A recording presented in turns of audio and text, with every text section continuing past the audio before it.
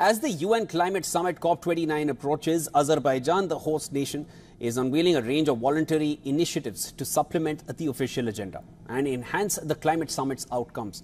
These initiatives include calls for ceasefires in conflict zones across the world, commitments to reduce methane emissions, and pledges to boost global energy storage. With COP29 just 2 months away, one key proposal is a new climate finance action fund intended to raise $1 billion from fossil fuel producers to support developing nations. Now, what is climate finance? It is the buzzword in this year's negotiations, but there isn't one agreed definition of this term, climate finance.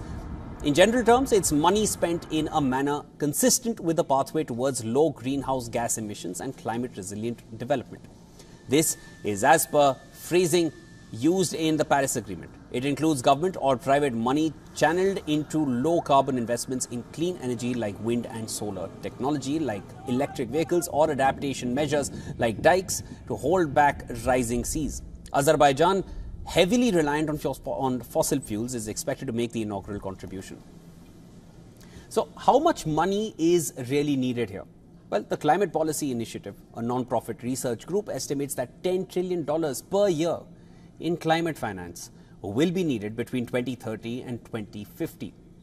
This compares to around $1.3 trillion spent in 2021 and 2022.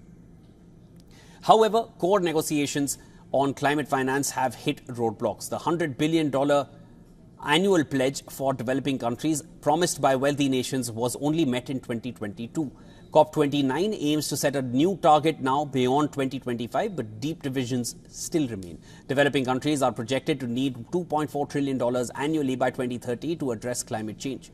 Yet, discussions are stalled over how much should be provided and by whom. Controversy surrounds the division of financial responsibility. India has called for a tenfold increase to $1 trillion annually, but disagreements persist, with new powers like China and Gulf countries reluctant to contribute. The Loss and Damage Fund from COP28, designed to support nations affected by extreme weather, has only received $661 million so far, highlighting ongoing funding challenges for consumers. These negotiations and pledges could eventually influence climate policies and financial decisions that affect energy costs and environmental regulations.